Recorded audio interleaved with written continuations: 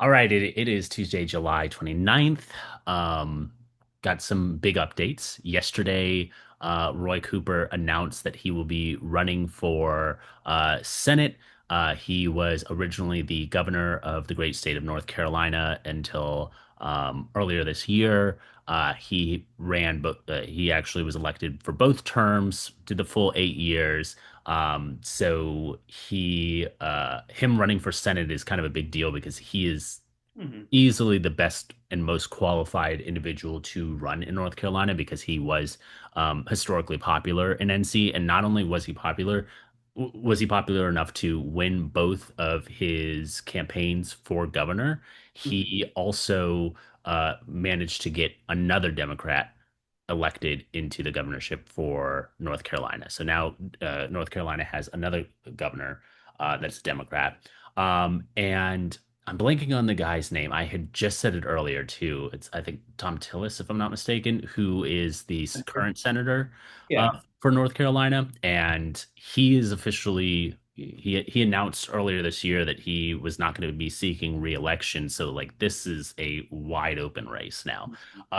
So what are your thoughts on that? And not only that, but we actually got other news too, which is the Maine governor, Janet Mills, is also strongly considering running against incumbent Susan Collins. So it's starting to look like there's some movement going on for Senate seats. Um, which I find very interesting. And that you brought up a good point about like Brian Kemp and him running for Senate. And I wanted you to maybe touch on that a little bit because I thought what you had brought up was a really good point. Yeah, I mean, it was just some arguments that I saw online. People kind of advocating that Kemp was a fairly popular governor, two-term governor, who didn't seek nomination for a Senate um, in this cycle. But, Roy Cooper was a two-term popular governor, and he is seeking it. And it's kind of showing you a little bit of like, the Democratic logic behind the 2026 primaries and kind of how Republican thought is. Now, I mean, I definitely see Kemp being very influential in the primary. He's already kind of, I think, in the background trying to get the candidates that who he thinks would be strongest, which, to Yeah. be honest, the candidates that Kemp thinks is strongest are probably going to be the strongest. Yeah. We talk about the more Trumpian candidates, they don't tend to not do as well in Georgia. And I mean, if you understand the makeup of kind of Georgia politically, it makes sense in a lot of ways, like why. Mhm. Um, but, I think one, North Carolina is a little bit different terrain. But I think Cooper's going to be a very strong candidate with that. I think he's been shown to be able to win, you know, in years when most every other Democratic governor in or Democratic candidate for governor in, a red state, quote unquote, um, you know, everybody else struggles except for him. He seems to be very popular and he's able to deliver very well. And I think, also people were just kind of waiting. They almost knew he was going to run. Um, but, I think also there are differences in people who want more of that executive role versus people who are just going to the Senate, which, I don't know if that's a happy punishment or what sometimes. Um, But, I think we'll see how it goes. But I definitely think that the 2026 kind of midterms are stacking up to be very interesting. We'll see about the Susan Collins in Maine. That seems like it's almost an impossible task. But I, the way, this administration is going, and independents' mood towards the administration, it's not looking good for them. It's looking like it's going to be brutal. I mean, you see people's opinions of the one real legislative, they call it an accomplishment, but the big beautiful bill, right? Most Americans don't like it. Yeah. And in fact, the most Americans have an opinion on some sort of legislation and they barely even know about it.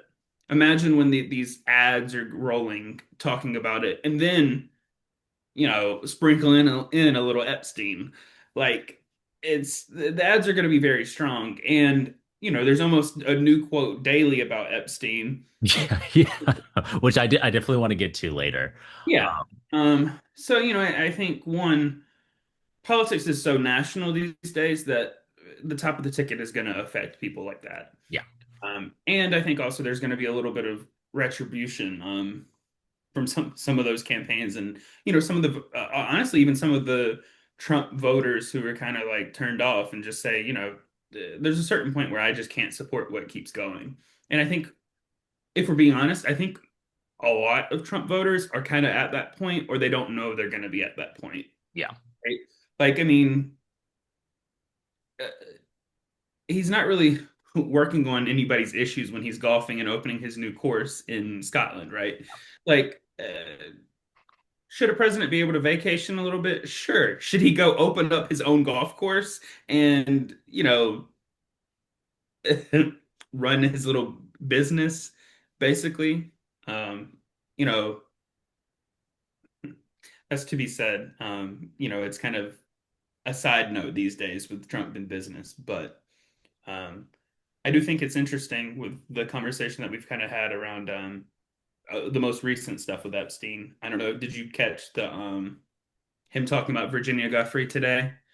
Yeah, the 17-year-old girl that apparently was an Bowling employee for Trump? for Trump. Yeah, and then everything that Trump says, because like he even said that there's a quote now that said that he himself even said that that his name was placed on the list.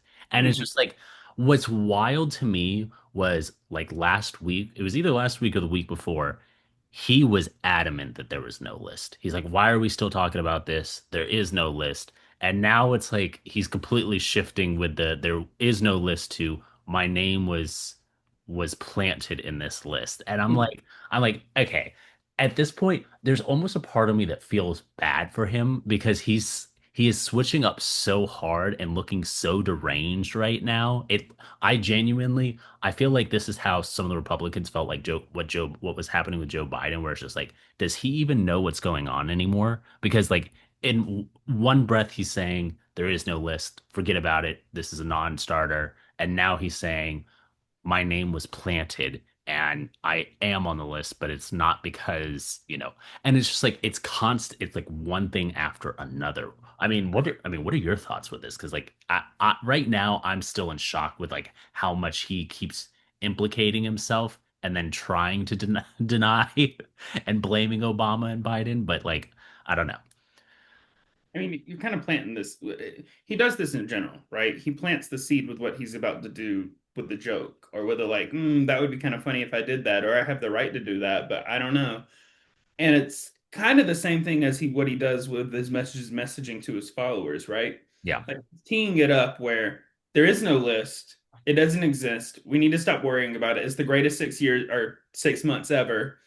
But also, if the list is real and it does come out and my name is on it, it's doctored and it was Obama who did it. It was Hillary who did it. It was Joe Biden who did it. Any name that they can throw. I mean, they're basically trying to say that Obama committed treason and tried to do a coup against Trump, which I lose my mind. Like, what do we consider? I know January 6th is just whatever these days, and people are like, it doesn't matter. But it's like that was literally an attempted coup, basically. Like you were trying to stop the counting and turning over the election. But then you say, oh, Obama said some, you know, collusion. He didn't even say collusion. It was evidence that really was kind of signed off on by Marco Rubio and all these Republicans too. Like it wasn't like partisan, and I just think it's very interesting how they're trying to deflect about really almost everything to these different figures that really, I mean, his base loves that, right? yeah, Another thing to talk about Hillary Clinton, they love that. Obama, they love that, right? yeah, It's and it's also convenient for him because then if the list comes out and his name is on it, it's, oh well, it's their fault. They're trying to they're trying to put me in this corner or paint me as this villain, and it's like, yeah, but you've spent years with him. You partied with him at Mar-a-Lago. and you happen to be the same person who's been accused by 27 different women of sexual assault. Yep. You were, I mean, we can say the story's not real or not true, but you were with Epstein at a pageant with young girls trying, and you were the only two there judging them basically to see, I guess if they're the great candidates for, I don't know, Miss America or whatever it was. But, I think if I'm with underage girls with Jeffrey Epstein, uh, it looks like I'm, guilty. Yeah. You're supposed to be so convinced that Bill Clinton and all these Democrats went on the island, but as soon as it comes to like Trump, who hung out with him, partied with him, like everybody, it's like he acts like he has nothing to do with Epstein. And it's just, you were very chummy with him, it seemed.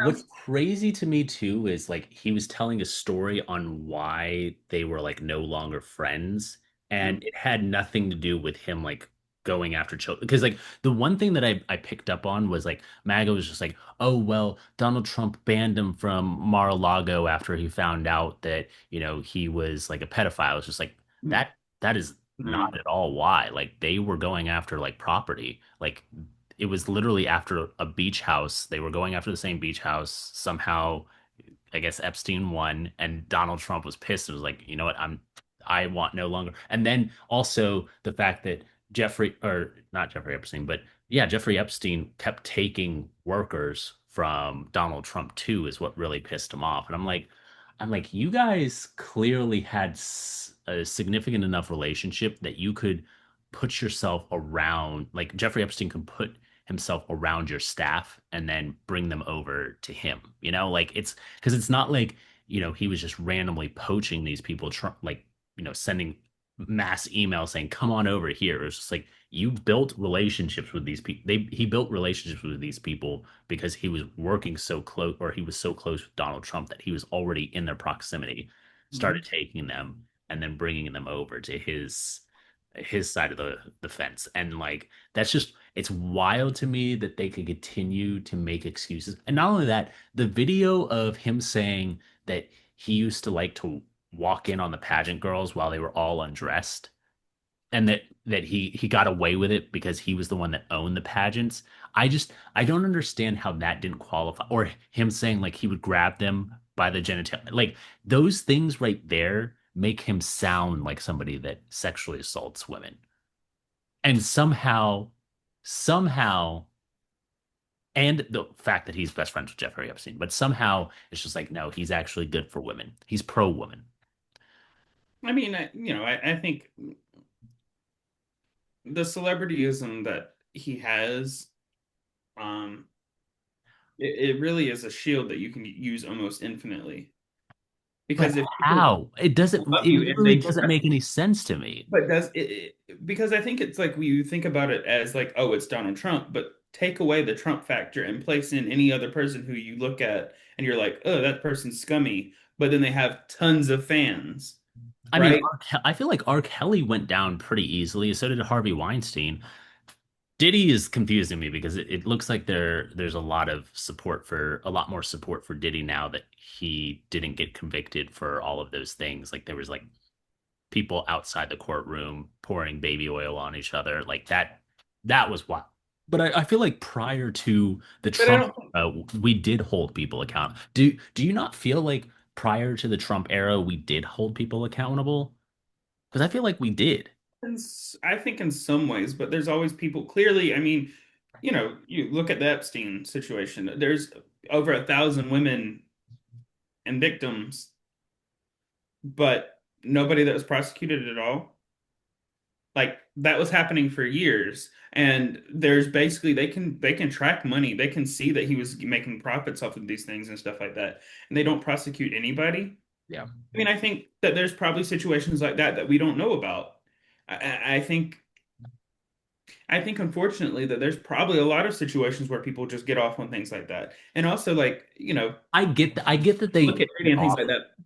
But you know, people knew these things about all of these, Diddy, R. Kelly, all these people who do these, villainous and disgusting things. They tend to have people who back them up. or are around them and support them. And it's not that you didn't know that, it's that the money corrupted it. It was too good to live in that lifestyle that they liked. And I think we act like people in politics are that different than that, but they're not.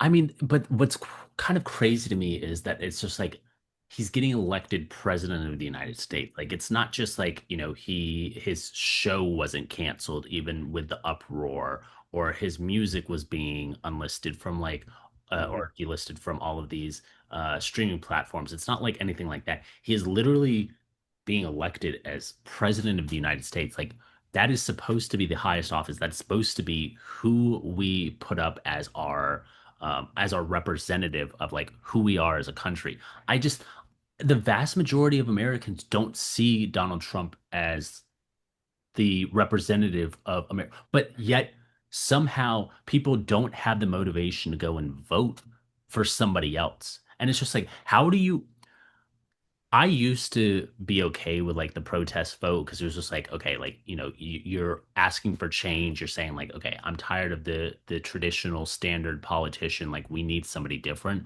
But putting a protest vote during any one of Donald Trump's elections, these past three elections, is just very concerning because then at that point you're okay with misogyny, with racism, with severe corruption. I mean, I can't even begin to explain the amount of things that he did in order to like make money, whether it be releasing a clone or releasing sneakers or setting up or what's it called? Taking a gift from Qatar for a plane or like all of these other or building hotels in these certain places. It's just like all of these things that you can see he's clearly corrupt, yet people aren't looking at that and saying like, yeah, like that is concerning. But have you seen Kamala Harris? She's got a weird laugh. Yeah, I mean, or they say that she was drunk all the time, which is so weird to me. It's like, where do you even come up with these theories? And it's like, just because there's one aspect of something you don't like about somebody, you translate it into like that equals this sort of corruption. But I think the issue is that we don't do ourselves any favors when we sit there and we say, oh, like we just blanket statement, all politicians are corrupt, the whole system's corrupt and things like that. And it's like, why would you, why would anything change if you don't believe in people, right? Right. Like, and it's hard because at the end of the day, you're not supposed to trust the politicians and things like that. And I think you have to hold them accountable. But at the same time, you know,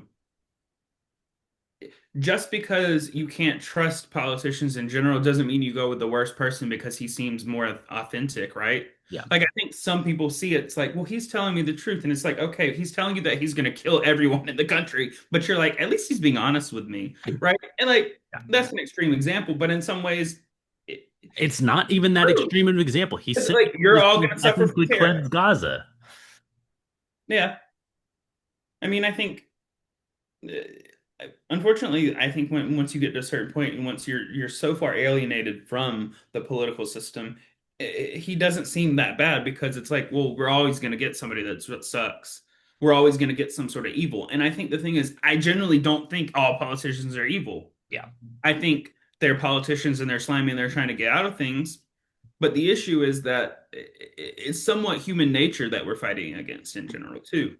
Like, it's not one isolated thing. It's a lot, and also I think somewhere where most people are willing to try a lot right now because they don't trust a lot, and they're willing to go like whatever crazy direction people want to go.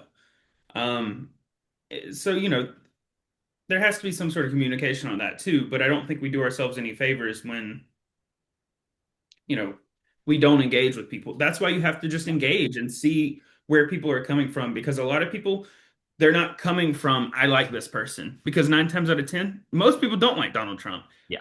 It's very rare that you're going to get a person where they're like I just love him. And if you do, I mean there's no convincing that person that Yeah, they're they're literally gone. crazy. They're gone. Yeah, I was about to say they're legitimately crazy at that point. Yeah, and it's like, "Hey, you have a great day." Like Right. there's nothing you can do about it. But I think um people will be able to tell the difference between a politician who does nothing for them and somebody who actually does eventually. Sometimes takes a really long time. But I mean, when you're looking at the numbers and you're looking at people's opinions about how things are going right now, I don't think he's going to last that long. I mean, I think by the end I of the hope. 4 years, he probably will stay in office for the 4 years. I don't think they're going to impeach him or Yeah, anything like that. I agree with that. I agree with that. But I do think that, especially if if the way Epstein is going and things like that, and if there is some sort of question mark of him being on there, which we're going to get to eventually, which, I'm concerned that one, if they give immunity to Ghislaine Maxwell, that is going to destroy parts of MAGA because why would you do that? Yeah, She's not a victim. She was a co-conspirator, somebody who actively participated in the sexual assault. yeah, This wasn't somebody who was just sitting there. She facilitated it. yeah. You want to give her immunity? No. I'm sorry. No. That is crazy. It's ridiculous. And it might be convenient and it for Trump to do that, but if he does that, people aren't that stupid. You think you think they're going to be like, "Oh, well that answers it." No, people are going to be mad because they should be. It's Like I don't want to protect people in power and things like that. I don't care if there is somebody that I like on the Epstein files. So what? Let whatever comes come because that's the reality of it. yeah, If you have to change your viewpoints when you see people like this, because personally, I don't really want to support somebody like that. yeah. If you're I agree. doing these things in the background, I don't care if you're able to deliver for me in politics or tech or whatever the different industry is. I don't care. There's somebody better for that position than you, Yeah, clearly. So I think um the Epstein will be kind of a starting point for everybody else to kind of see maybe he's not telling the truth on a lot of these issues. And I think if we're going to be honest, I think some of the MAGA types are going to be some of the ones who are the quickest to turn against him because some of those MAGA people were Democrats not too long ago, I or people could who were not voting, see a which is so crazy to say, but I could not see a single MAGA person turning on Trump.